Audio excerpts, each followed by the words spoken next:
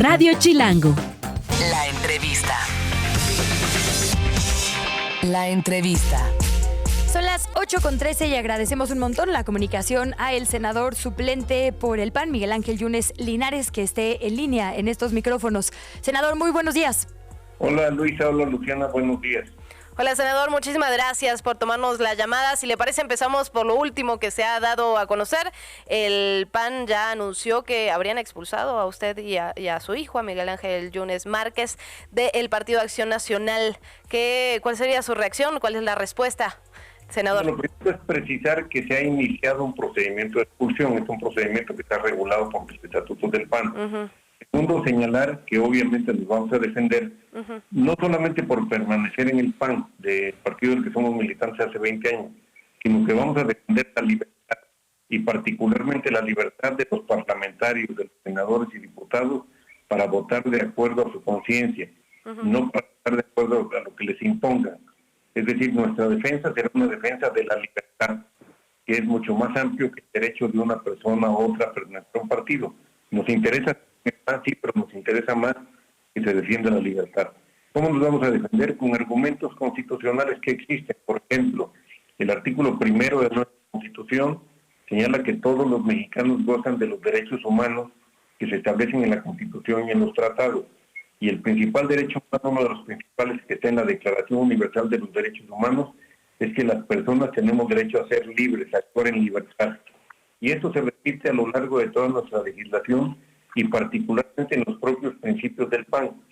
En los principios del PAN, punto número 1 de los principios de doctrina, se denomina persona y libertad, señala con mucha claridad que el PAN respeta la libertad de las personas.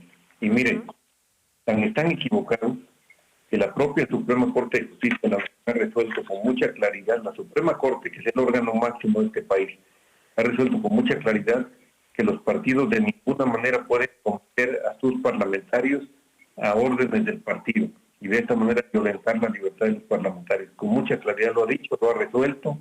Hay determinados varios juicios en la Sala Superior del Tribunal Electoral que con base en este criterio de la Corte han resuelto que no hay ninguna razón para expulsar a un parlamentario porque actúe en ejercicio de su libertad. Senador suplente, ¿nos puede ayudar a entender qué pasó en estas primeras horas de la sesión del Senado? Primero supimos que el senador titular, Miguel Ángel Yunes Márquez, había pedido licencia por un tema de salud. Finalmente usted le suple, como vimos este intercambio argumentativo, en la zona de la mesa directiva con Marco Cortés. Después regresa, unas horas después lo vemos caminando en la calle, en la sede alterna. ¿Qué pasó en esas horas? ¿Por qué pide licencia y por qué finalmente decide regresar? Porque Miguel ha estado sometido desde hace tiempo a una rehabilitación, esto es muy claro, ya en varias ocasiones él tuvo un accidente manejando un vehículo arejero en el año pasado, lo operaron de la columna cervical, le pusieron 2 implantes y ha tenido un proceso de rehabilitación muy largo y precisamente ese día tenía prácticamente toda la mañana de rehabilitación en un hospital de la Ciudad de México y no sabía si en la tarde tendría que permanecer ahí y no le pareció conveniente que su espacio se quedara vacante porque se podía prestar a una mala interpretación.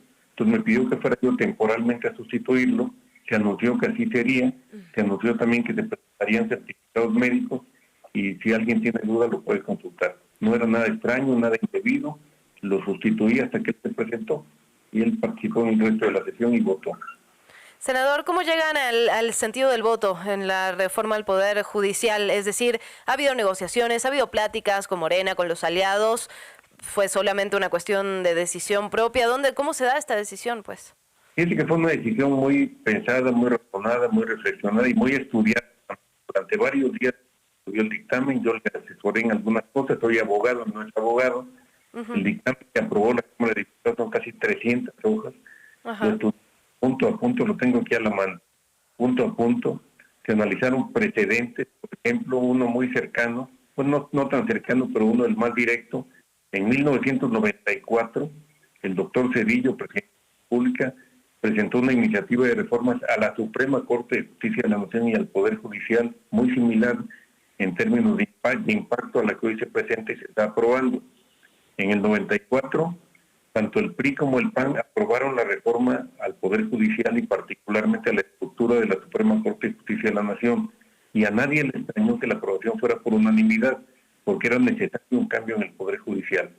Con base en ese precedente, analizamos lo que había presentado el presidente de la República como iniciativa en este año, en febrero de este año, y llegamos a la conclusión de que era positivo para el país, que es un cambio que se requiere para mejorar la administración de justicia, que es novedoso, si es cierto, no va a ser sencillo. Y una cosa bien importante, que nadie la ha analizado y que es importante que se analice actualmente, el nombramiento de ministros de la Suprema Corte de Justicia de la Nación está en manos del partido en el gobierno.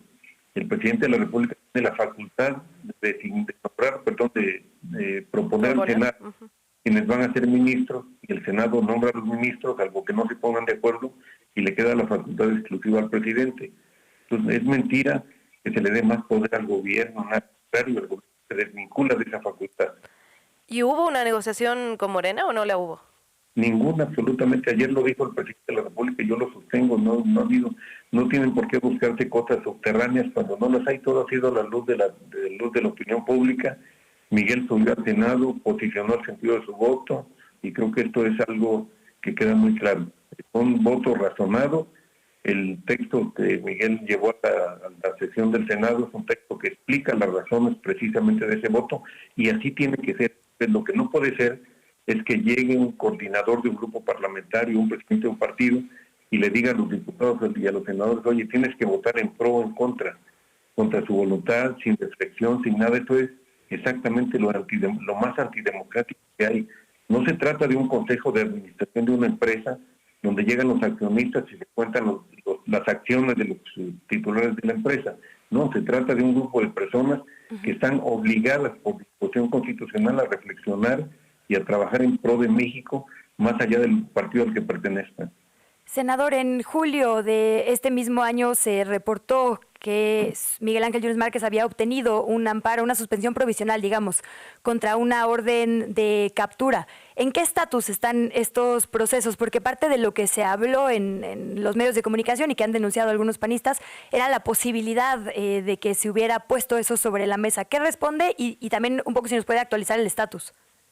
Mire, primero creo que es importante saber por qué se dictó esa orden de captura. Miguel participó como candidato en las elecciones para senador de la República en el estado de Veracruz y obtuvo la primera minoría, es decir, tuvo su certificado de primera minoría el día 9 de junio y un mes y 2 días después le dictaron una orden de aprehensión por un tema de 2021, donde hubo elecciones municipales en Veracruz y él presentó su certificado de domicilio porque quería participar en la elección. Y alguien cuestionó, dijo, no vive en esa casa, sino en otra. Ese es el contenido de la denuncia, es una tontería realmente, pero por eso le dictaron una orden de aprehensión. Miguel se amparó, tiene una suspensión concedida y se presentó al Senado a obtener su credencial y a la instalación del Senado sin ningún problema, porque la Sala Superior del Tribunal ha dicho que aún con orden de aprehensión una persona se puede presentar. No es el único caso, hay más casos en el Senado en este momento. Preguntarle también, senador, en el caso de que proceda, digamos, la expulsión del Partido de Acción Nacional, ¿estaría dentro de las opciones sumarse a otro partido? Mire, no va a proceder. Nosotros somos militantes de hace 20 años.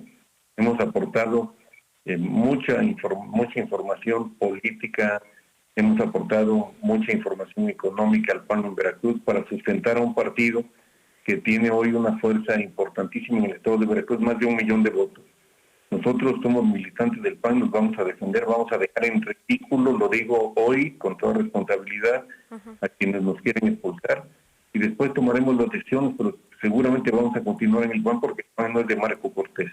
El PAN ha sido destruido por Marco Cortés. Marco Cortés el que se tiene que ir es él, no nosotros. ¿Ha tenido comunicación con alguna de las personas que aspiran a suceder a Marco para externarle esto, que ustedes desean permanecer en el partido? Y pienso, por ejemplo, en Jorge Romero.